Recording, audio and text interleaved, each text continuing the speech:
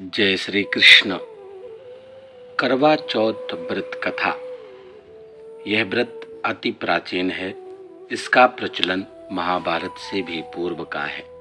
यह व्रत सौभाग्यवती महिलाओं के लिए उत्तम माना गया है।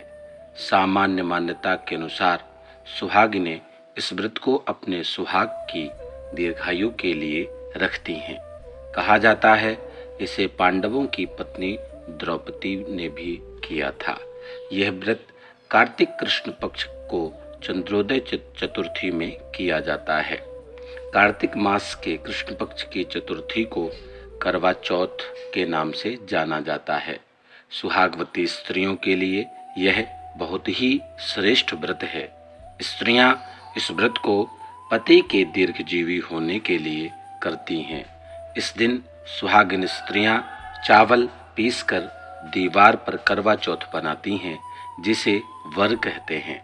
इस करवा चौथ में पति के अनेक रूप बनाए जाते हैं तथा सुहाग की वस्तुएं जैसे चूड़ी, बिंदी, बिछुआ, मेहंदी और महावर आदि के साथ साथ दूध देने वाली गाय, करुआ बेचने वाली कुम्हारी, महावर लगाने वाली नाइन, चूड़ी पहनाने वाली मणिहारिन, 7 भाई और उनकी इकलौती बहन सूर्य, चंद्रमा, गौरा और पार्वती आदि देवी देवताओं के भी चित्र बनाए जाते हैं। सुहागिन स्त्रियों को इस दिन निर्जल व्रत रखना चाहिए। रात्रि को जब चंद्रमा निकल आए तब उसे अर्घ्य देकर भोजन करना चाहिए। पीली मिट्टी की गौर बनाकर उसकी पूजा करनी चाहिए। यह थी करवा चौथ की जानकारी। अब आप करवा माता की कथा का श्रवण करें। प्राचीन काल में करवा नाम की एक पतिव्रता स्त्री अपने पति के साथ नदी किनारे एक गांव में रहती थी। कार्तिक मास के कृष्ण पक्ष की चतुर्थी के दिन उसका पति नदी में स्नान करने के लिए गया। स्नान करते समय एक मगर ने उसका पैर पकड़ लिया। यह करवा करवा नाम लेकर जोर जोर से अपनी पत्नी को पुकारने लगा।